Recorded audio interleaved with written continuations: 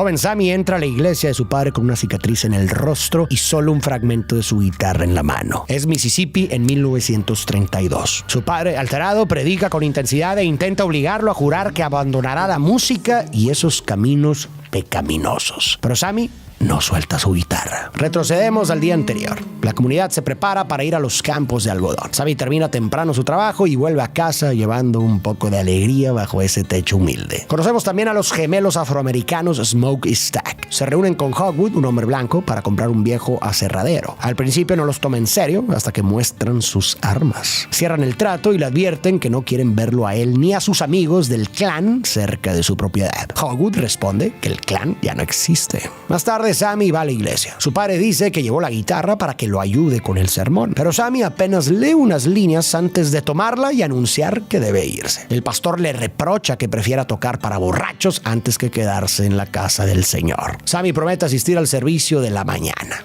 Su padre le advierte, si sigue bailando con el diablo, un día lo seguirá hasta su casa. Los gemelos pasan por él, es su primo. Smoke le pregunta si su padre lo trata bien, si no le pega. Y Sammy responde que no mucho, lo que tranquiliza a Smoke. Sammy les pregunta por Chicago, porque escuchó que allá no hay segregación y los negros pueden ir a donde quieran. Pero Smoke lo corrige. Es lo mismo, solo que con edificios en lugar de plantíos. Por eso volvieron después de 7 años. Se detienen en un tramo del sendero donde tienen un camión escondido entre las plantas lleno de mercancía. Cuando Sammy ayuda a quitar una rama, descubre una serpiente y Smoke la elimina rápido. Una serpiente oculta, un peligro oculto. Quizás una advertencia de lo que está por venir. El plan es abrir una cantina exclusiva para la comunidad negra e inaugurarla esa misma noche. Smoke dice que van retrasados y propone dejarlo para la próxima semana, pero Stack insiste en que sea hoy. Smoke acepta, pero advierta que solo lo lograrán si se separan y se reparten tareas. Smoke entra al pueblo, llama a una niña y le ofrece un trato. Le paga para que vigile el camión y toque la bocina si alguien se acerca. Luego va con Bo Chow, un viejo amigo de origen chino que tiene una tienda, para pedirle pescado para alimentar a al menos 100 personas. Chow le pregunta por Chicago y los casinos. Smoke dice que sí ganaron dinero, pero no como cree, aunque no alcanza a explicar más porque suena la bocina. Corren al camión y Smoke ve que lo están saqueando. Saca el arma y le dispara a uno de los ladrones. Es Terry, que lo reconoce de inmediato. Se echa para atrás y pide disculpas. No sabía que era suyo. Dice que la niña le advirtió, pero no le creyó porque pensaba que Smoke seguía en Chicago trabajando para Al Capone. Antes de dejarlos ir, Smoke le dispara en la rodilla al segundo ladrón. No puede permitir que crean que meterse con los gemelos no trae consecuencias. Luego regresa con Chow. Le da dinero para que atiendan a los heridos y para que su esposa prepare un letrero del nuevo local listo para esa noche. De inmediato, la hija de Chow cruza la calle para llamar a su madre, que atiende la tienda para blancos. Grace llega a negociar con Smoke por el letrero. Tras regatear, cierran el trato, que incluye un ramo de flores. Mientras tanto, Stack habla con Sammy. Primero le da consejos sobre cómo complacer a una mujer, pero luego le cuenta la verdad sobre su padre. Una vez lo golpeó hasta dejarlo inconsciente y cuando despertó, Smoke ya lo había enterrado, harto de años de abuso. Dice que los golpes iban sobre todo hacia él, aunque asegura que no era la intención de su padre. Luego Sammy le agradece a Stack por la guitarra que le regalaron, que Stack asegura que perteneció a Charlie Patton, considerado el más importante de los primeros bluesmen. Sammy empieza a tocar y cantar, dejando a Stack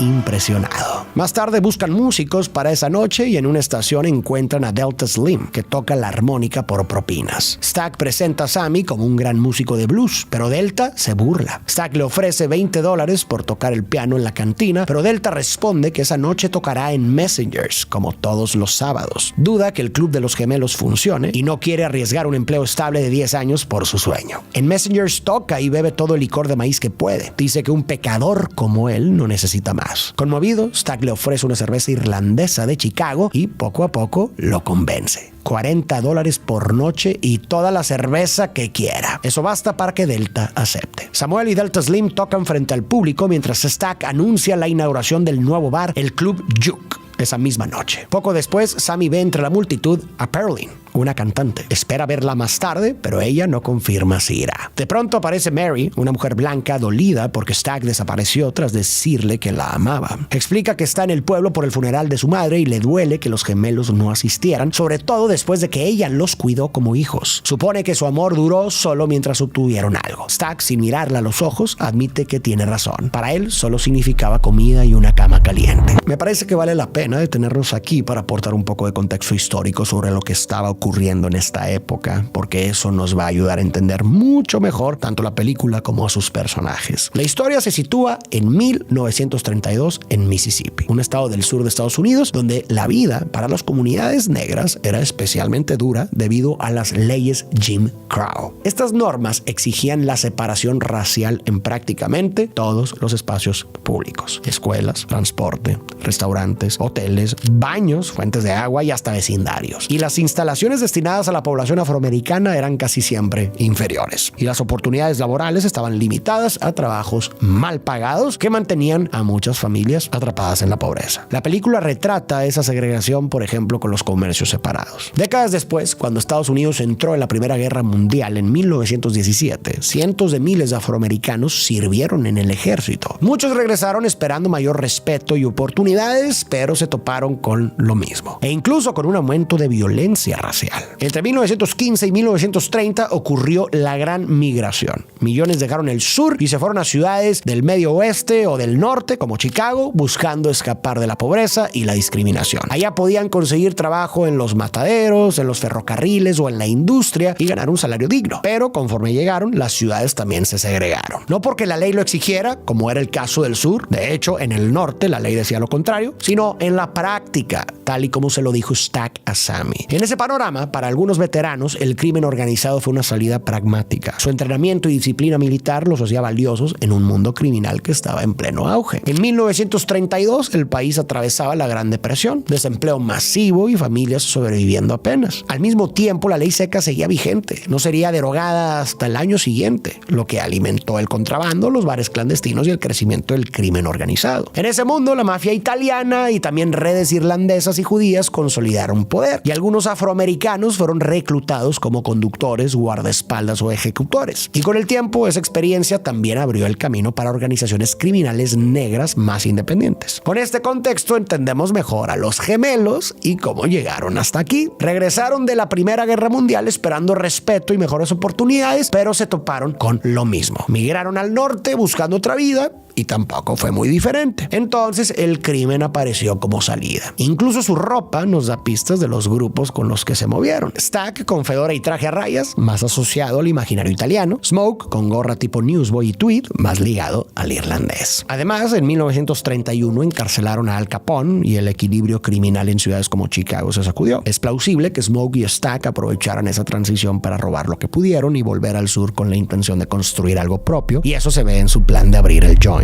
De vuelta a la historia, más adelante se cruzan con unos presos conocidos de Delta Slim que cantan mientras trabajan. Delta les grita que mantengan la cabeza en alto. Luego cuenta que cuando era joven, unos alguaciles blancos lo arrestaron por vagabundo y lo obligaron, junto a un amigo, a tocar música para ellos y para familias blancas adineradas. Delta dice que él se gastó todo el dinero en licor. Su amigo, en cambio, quería construir una iglesia, pero cuando juntó dinero para un boleto de tren, el Ku Klux Klan se lo quitó y lo linchó, acusándolo falsamente de robo. Delta se conmueve y empieza a tararear una melodía de blues. Después se detienen en un campo de algodón para ofrecerle trabajo a un viejo amigo, Cornbread. Algo importante para entender el gesto de Delta Slim y la historia que contó es que con las leyes Jim Crow, la jerarquía racial quedó respaldada por la ley, y eso hacía que la violencia contra personas negras se sintiera permitida y que muchas veces no hubiera consecuencias. En ese contexto, grupos supremacistas blancos como el Ku Klux Klan y también autoridades locales podían acosar, golpear o incluso eliminar con muy poco miedo a castigo. El linchamiento se volvió una forma común de terror y muchas veces se ignoraba o se toleraba desde las propias fuerzas del orden, como en el caso del compañero de Delta. Con esto se entiende mejor el gesto de Delta Slim. Al ver a los presos, se le vino encima el recuerdo de cuando a él y a su compañero los arrestaron sin motivo, los obligaron a cantar y después a su compañero lo acusaron falsamente y lo lincharon. Por otro lado, hemos visto a muchos afroamericanos trabajando en plantaciones de algodón, y eso también es importante, porque a mediados del siglo XIX, antes de la Guerra Civil, el algodón se volvió el motor económico del sur, pero esa rentabilidad descansaba en en la esclavitud. Millones de afroamericanos fueron forzados a trabajar en plantaciones bajo condiciones extremadamente violentas. Tras la Guerra Civil, que terminó en 1868, la esclavitud fue abolida legalmente, pero como vimos antes, eso no significó libertad real. La mayoría de las personas liberadas no tenía tierra ni recursos, mientras los terratenientes blancos conservaron sus propiedades. Así surgió la aparcería o sharecropping. Familias afroamericanas trabajaban tierras ajenas y pagaban la renta con una parte de la cosecha. El problema, que el dinero llegaba hasta el final de la temporada, pero las necesidades eran diarias. Entonces, para sobrevivir, muchos recurrían al crédito, casi siempre en la tienda del dueño o de alguien ligado a él, y todo quedaba como deuda. Cuando por fin se vendía el algodón, se descontaba primero lo adeudado y muchas veces el trabajador seguía debiendo, lo que lo obligaba a quedarse otro año y luego otro y así sucesivamente. En algunos casos se usaban fichas privadas, el scrip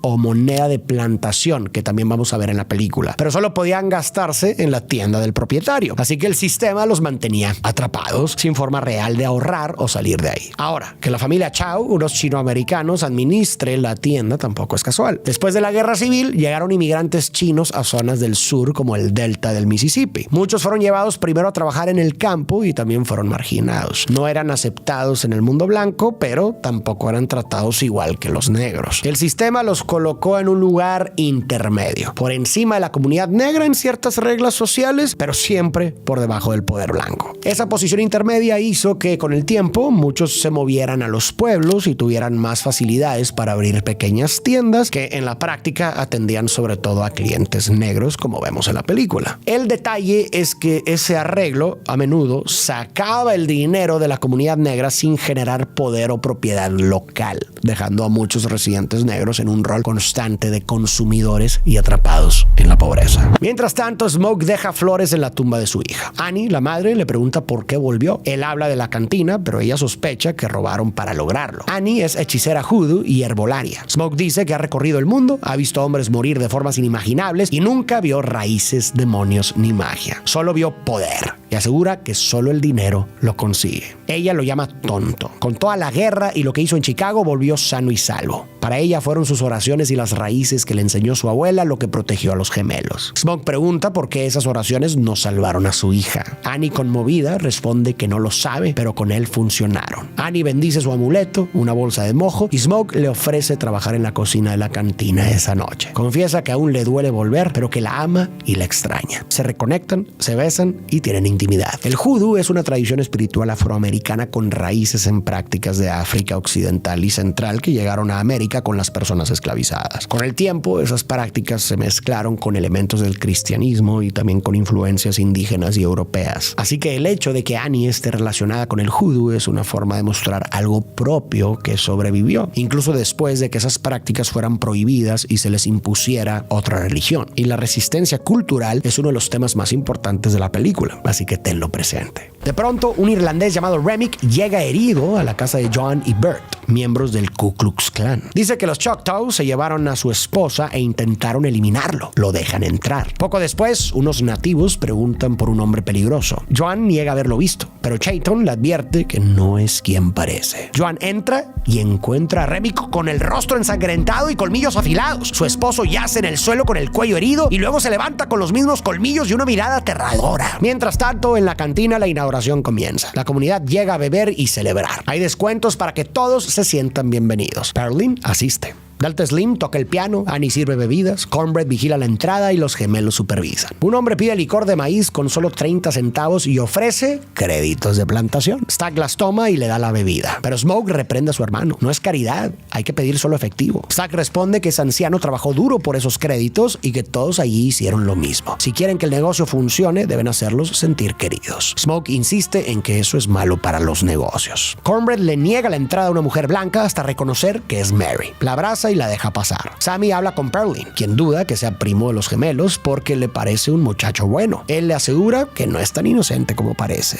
Más tarde, Sammy ve a Mary y le pide que se vaya. Ella lo reconoce como el pequeño Sammy y le cuenta que su abuelo materno era mitad negro. También le dice que su madre fue la partera que ayudó a nacer a los gemelos. Le salvó la vida a Stack cuando se atoró en el parto y cuando la mamá de ellos murió, los cuidó como si fueran suyos. Luego reclama que nunca le mandaron flores cuando ella murió. Luego llega entrega Stack e intenta pagarle para que se vaya. Le dice que su esposo es rico y blanco, pero ella responde que nunca quiso eso, que fue idea de él. Ella quería estar con Stack. Él le advierte que si la ve la persona equivocada, los blancos intentarán eliminarla. Le confiesa que la ama y que la dejó para protegerla. La música sigue y Sammy demuestra su talento con el blues, tocando una canción que escribió para su padre. En ella expresa su amor por esa música, aunque su padre quiere que la deje y se acerque a la iglesia. Mientras toca, recuerda que Delta le dijo que el blues no fue impuesto como la religión. Lo trajeron de casa y lo que hacen es sagrado. Toca con tanta fuerza que parece unir épocas distintas, mezclando sonidos del pasado con ecos del futuro. Vemos a un breakdancer ochentero, un DJ, tambores de África Occidental, guitarras de jazz y eléctrica, bailarinas de hip hop y cuando los chows se suman, una danza clásica china de la era Ping.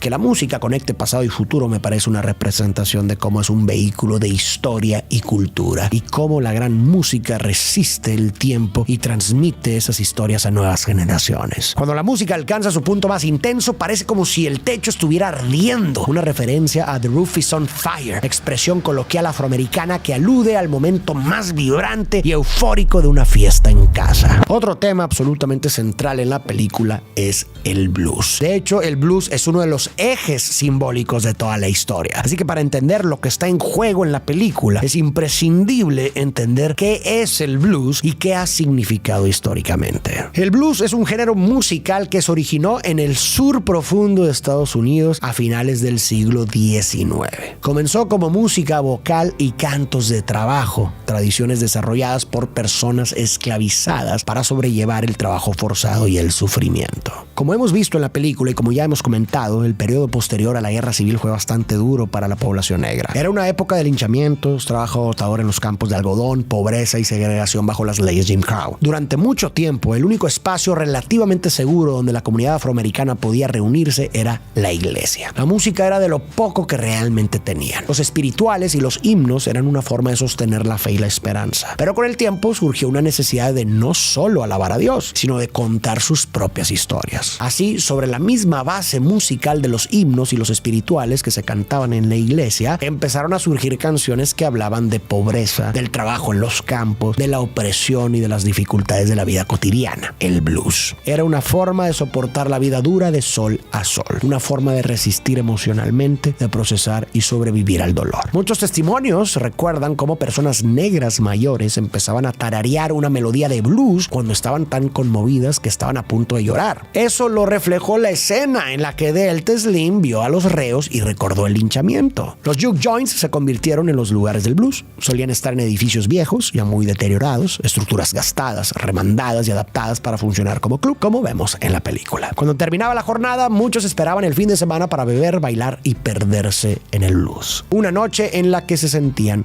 libres. Los negros habían sido despojados de sus tradiciones, sus prácticas espirituales, de su religión, de su cultura, pero tenían el blues. Y en medio de tanta opresión, esas noches de alegría, expresión y comunión que les otorgaba el blues eran quizá uno de los pocos sabores a libertad que podían disfrutar. Ten todo este contexto presente para ver si empiezas a ver el resto de la historia y el conflicto de otra forma. Y otra cosa, en un inicio el blues era visto como la música del diablo y a quienes la disfrutaban pecadores, como vemos con el padre de Sammy. Quédate también con esta idea porque la voy a retomar al final. De vuelta a la historia, el don de Sammy también atrae oscuridad.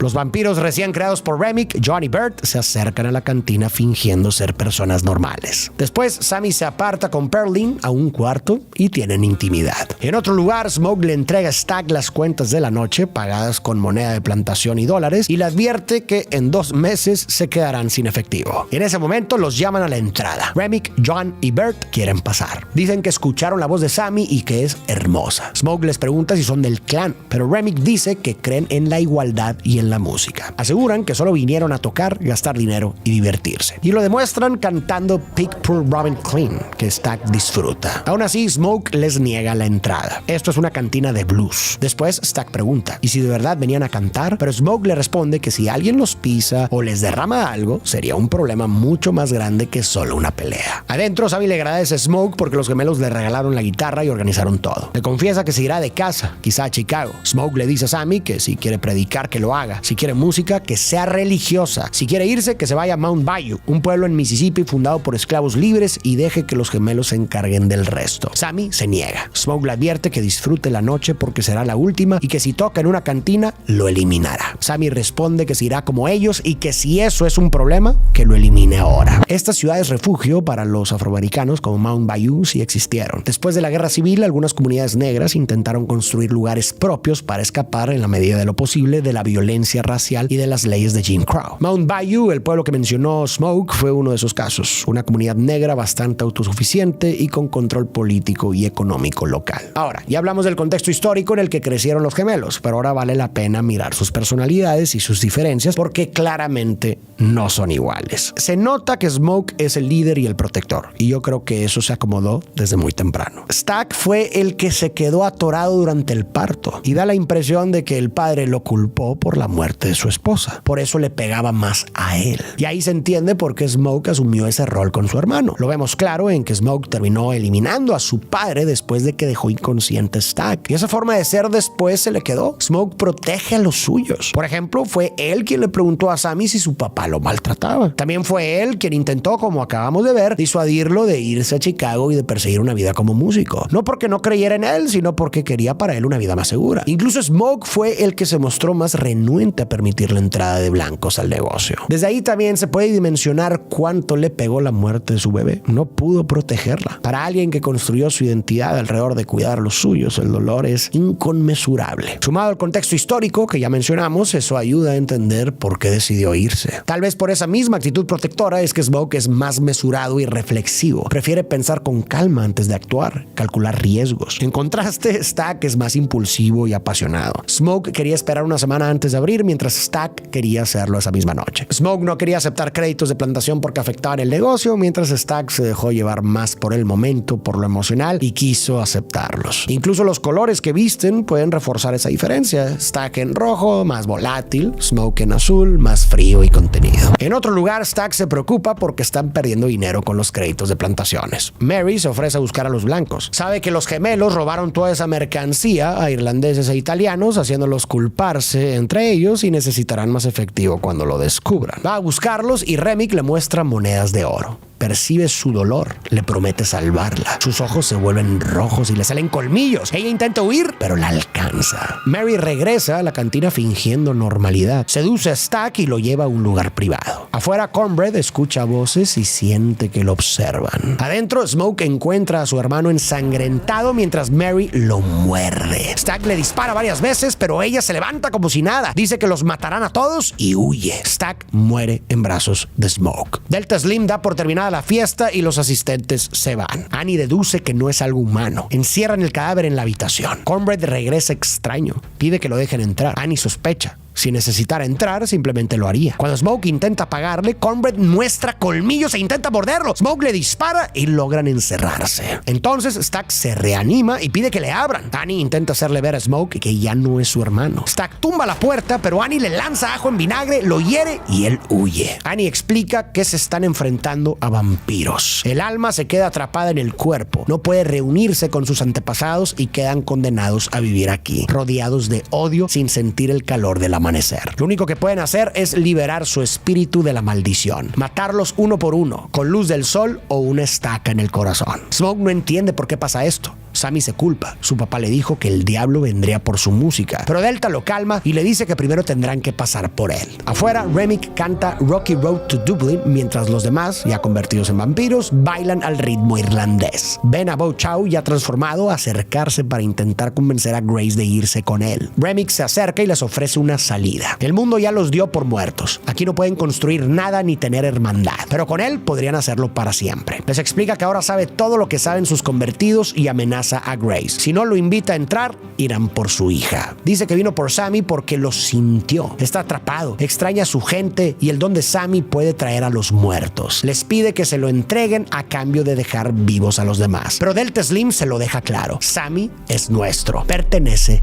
con nosotros. Vemos que el vampiro Remick es irlandés y esto tampoco es casual. El director Ryan Coogler ha dicho que está obsesionado con la música folk irlandesa y hasta su apellido tiene origen irlandés. Además, ha señalado que muchas veces no se reconoce cuánto cruce cultural ha existido entre la cultura irlandesa y la afroamericana. Para entenderlo, ayuda a revisar algunos paralelos históricos. A las personas africanas esclavizadas en América se les destruyeron lenguas, se les prohibieron prácticas espirituales propias, se les arrancó de sus religiones tradicionales, como el judú, que vemos reflejado en Annie, y en muchos casos se les impuso el cristianismo a la fuerza, como lo mencionó Delta Asami. Los irlandeses también vivieron una fuerte represión cultural. El catolicismo se consolidó alrededor del siglo V, pero siglos después Inglaterra colonizó Irlanda desde el siglo XII y esa dominación también buscó imponer su cultura. Un ejemplo son las normas de Kilkenny en el siglo XIV que prohibían matrimonios mixtos y restringían el uso del idioma irlandés, además de su música, costumbres y vestimenta, para mantener la supremacía inglesa y evitar que los colonos adoptaran lo irlandés. Más adelante, en el siglo XVI, la reforma anglicana consolidó a Gran Bretaña como protestante e intensificó la imposición cultural y religiosa sobre Irlanda. En ese contexto, el catolicismo terminó funcionando también como una forma de resistencia identitaria. Recuerda esto porque más adelante te ayudará a entender algo que dirá Remick. Y en ese mismo marco de opresión, la música folclórica irlandesa, así como el blues para los afroamericanos, se volvió una vía para expresar dolor, despojo y migración. Muchas canciones hablan de expulsión, pobreza y humillación, pero también de comunidad y pertenencia. La canción que escuchamos de Remick, Rocky Road to Dublin, es un buen ejemplo.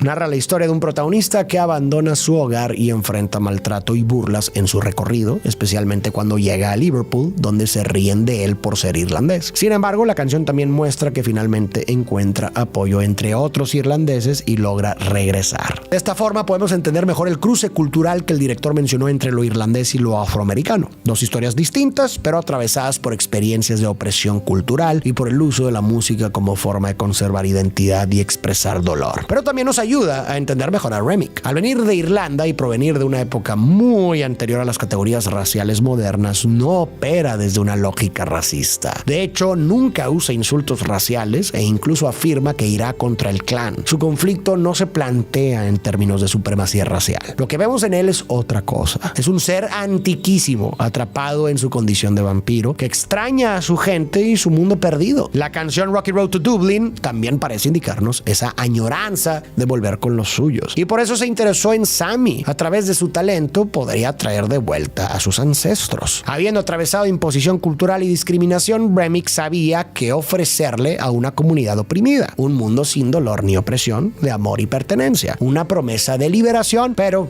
que en el fondo implicaba sumisión. Podemos notar que hay una especie de transferencia de recuerdos y talentos entre los vampiros. Cada nuevo vampiro queda vinculado mentalmente a Remick y recibe parte de sus memorias y habilidades. Esa comunidad entonces no es realmente libre porque está unificada bajo la conciencia y los intereses del vampiro maestro. Ese mundo vampírico implicaría entonces la desaparición del blues, que nace del dolor y de la memoria de la opresión y la resistencia. Porque al ser entregado a Remick y puesto al servicio de sus fines, el blues quedaría despojado de su sentido original. A cambio se impondría una mitología venida desde afuera, una vez más como si fuera una salvación. Por eso rechazaron su oferta. El blues es quizá lo único verdaderamente suyo. Lo trajeron desde casa y tenían que protegerlo. Smoke, Delta y los demás lo entendieron y por eso protegieron a Sammy. Luego Remick le dice a Smoke que ahí no está a salvo. No importan sus armas o su dinero, se lo quitarán cuando quieran. Lo de esa noche fue hermoso, pero estaba montado sobre una mentira, porque Hogwood, el que les vendió la propiedad, es el dragón del Ku Klux Klan y Bert era su sobrino. Planeaban matarlos al día siguiente. Remick dice que ahora irán por ese racista y lo eliminarán, pero que no se irán sin ellos. Stagg le dice a Smoke que nunca iban a ser libres, que buscó la libertad por todas partes y que este es el camino, juntos eternamente. Smoke duda, pero los demás lo detienen y cierran la puerta. Pero adentro, Grace, desesperada porque amenazaron con ir por su hija, decide invitar a los vampiros a entrar para intentar eliminarlos. Los vampiros atacan. Stack muerde a Annie y Smoke, cumpliendo su promesa, le clava una estaca para evitar que se transforme. Delta Slim se sacrifica para contenerlos mientras Smoke, Perlin y Sammy intentan huir, pero Remick y Stack los interceptan. Remick forcejea con Sammy. Perlin lo salva, pero es mordida. Smoke pelea con Stack y le grita a Sammy que corra hasta el amanecer. Los gemelos se enfrentan y Stack está a punto de morder a Smoke, pero la protección de la bolsa de mojo lo impide. Al final, Smoke se impone sobre Stack y le pide perdón por no haberlo protegido. Stack le responde que siempre lo hizo. Y entonces Smoke decide dejarlo vivir, con la condición de que perdone la vida de Sammy. Sammy huye, pero Remick lo alcanza. El vampiro le dice que quiere sus historias y sus canciones y Sammy podrá tenerlas de él. Sammy empieza a rezar el Padre Nuestro y Remick se le une. Le dice que hace tiempo los hombres que robaron la tierra de sus padres también decían esas palabras. Los odia, pero la oración todavía le da consuelo. Lo que expliqué antes sobre la historia de Irlanda ayuda a entender por qué Remick se unió a la oración y qué significa lo que dijo aquí. Cuando Remick está por morderlo, Sammy lo golpea con la guitarra. Y al amanecer, Smoke le clava una estaca. El sol termina consumiendo a Remick y a los demás vampiros. Después, Smoke le pide a Sammy que entierre la guitarra y le revela que en realidad pertenecía al padre de los gemelos. Se despiden con un abrazo. Smoke se quita su amuleto y decide enfrentar al Ku Klux Klan, que llega a la cantina y los elimina uno por uno hasta caer herido. Antes de morir, imagina reunirse con Annie y su hija. Al final, Smoke fue fiel a su rol de protector. Decidió dejar vivo a Stack con la condición de que dejara vivir a Sammy. Y esto también reveló un cambio en él. Antes lo vimos tratando de frenar a Sammy con la música, pero ahora le dijo a Stack que lo dejara vivir. Tal vez después de lo que pasó en el joint, Smoke entendió que la libertad que tanto buscaba no iba a ser posible. Los gemelos siempre creyeron que con armas y dinero iban a alcanzarla, pero la revelación de Remick sobre que Hogwood planeó matarlos desde el principio seguramente le hizo caer en cuenta de que no importaba cuántas armas ni cuánto dinero tuvieran, se los iban a quitar cuando quisieran. Y entonces entendió que había algo que no podían arrebatarles tan fácil y que valía la pena proteger: su cultura. Smoke ya no podía cargar con eso, pero sí podía asegurarse de que Sammy viviera para llevar esa música adelante. Y así, después de ese último acto y después de haberlo perdido todo, se quitó la bolsa de mojo. El hecho de que la haya llevado puesta hasta el final sugiere que sí creía en esa protección y que lo mantuvo a salvo en la guerra en Chicago y hasta lo cuidó del mordisco de Stack. Por más que estuviera enojado por la muerte de su bebé, en el fondo seguía creyendo en la espiritualidad de su gente. Y al final decidió morir para acabar con el clan y finalmente reunirse con su familia. Sammy llega a la iglesia donde su padre le exige que declare que su voz y su alma pertenecen al Señor. Pero Sammy elige la música y se va a Chicago. En 1992, Sammy ha vivido una larga vida como músico de blues exitoso, manteniendo viva esa fuente de resistencia, eso suyo que no pudieron arrebatarles. Es dueño del bar Perlins en honor a aquella mujer de su juventud. Ahí toca blues con guitarra eléctrica frente a una audiencia mixta. Alrededor de 1943, Moody Waters se mudó a Chicago durante la Gran Migración y empezó a tocar con guitarra eléctrica. Y así dio origen al blues eléctrico que vemos en el Sammy adulto. De pronto, se le aparecen Stack y Mary. Stack le cuenta que Smoke lo dejó ir con la condición de que prometiera que dejaría a Sammy vivir su vida en paz. Luego le ofrece inmortalidad y una gira eterna, pero Sammy no está interesado. Cuando Stack le pregunta si aún le queda algo de música auténtica en él, Sammy toma la antigua guitarra resonadora que decidió reparar en lugar de tirar y toca para ellos. La guitarra de Sammy es un símbolo clave a lo largo de la película. Y con esto que se acaba de revelar que pertenecía al padre violento de los gemelos, no pude evitar pensar en su relación con el blues. Así como el blues nació del dolor y lo transformó en fuerza, Sammy con esa guitarra convirtió el sufrimiento en algo redentor. Y eso para mí es un acto radical. Tomar algo roto, repararlo y crear algo terriblemente bello a partir de eso. Antes de que se vayan, Sammy les revela que una vez a la semana se despierta paralizado reviviendo aquella noche. Pero confiesa que antes de que anocheciera fue el mejor día de su vida. Y le pregunta si para él también lo fue. Stack dice que sin duda fue la última vez que vio a su hermano, la última vez que vio el sol y durante unas horas fueron libres. Un elemento característico del blues es la blue note o nota azul. Es una nota que se canta o se toca ligeramente fuera de la afinación estándar. En la teoría musical convencional sería una nota incorrecta, pero justamente por eso carga emoción. Suena un poco fuera de lugar y aún así, o por eso mismo, le da profundidad y carácter a la melodía. Esa pequeña ruptura de la regla es parte de lo que define el sonido del blues. Y si lo piensas, el blues también es eso como símbolo, una forma de rebeldía, de no conformarse con el lugar que otros te asignan. Sammy fue como esa nota azul, eligió un camino que no encajaba del todo en lo que se esperaba de él, pero que era auténtico. Y no solo Sammy, en realidad también lo eran todos los del joint, los llamados pecadores. Y ahora sí voy a retomar esa idea. Como vimos antes, los orígenes del blues están ligados a la música religiosa afroamericana y por esa cercanía, muchos sectores religiosos lo llamaron la música del diablo. Usaba una base parecida a la de la iglesia, pero las letras no estaban dedicadas a Dios y para algunos eso era una profanación. La figura que más reforzó ese mito fue Robert Johnson, con la leyenda de su supuesto pacto con el diablo en un cruce de caminos en Clarkside, Mississippi. Johnson nació en 1911 y desde joven se interesó por la música, pero al principio no destacaba como guitarrista. Luego desapareció un tiempo y cuando regresó tocaba con una técnica impresionante. Ese cambio alimentó el rumor de que había vendido su alma al diablo para obtener talento y éxito. Según el mito, fue a medianoche a un cruce de caminos donde una figura oscura tomó su guitarra, la afinó, tocó y se la devolvió. Desde entonces habría adquirido una habilidad sobrenatural. El propio Johnson alimentó el misterio. Canciones como Crossroad Blues o Me and the Devil Blues usan imágenes del diablo y la condena, y su forma de aparecer y desaparecer tras tocar reforzaba su aura. Murió joven, a los 27 años, en circunstancias poco claras, y eso terminó de sellar la leyenda. Este mito se usó para disuadir a comunidades cristianas negras de escuchar blues, visto como música peligrosa y profana, la música del diablo. ¿Y quienes la disfrutaban?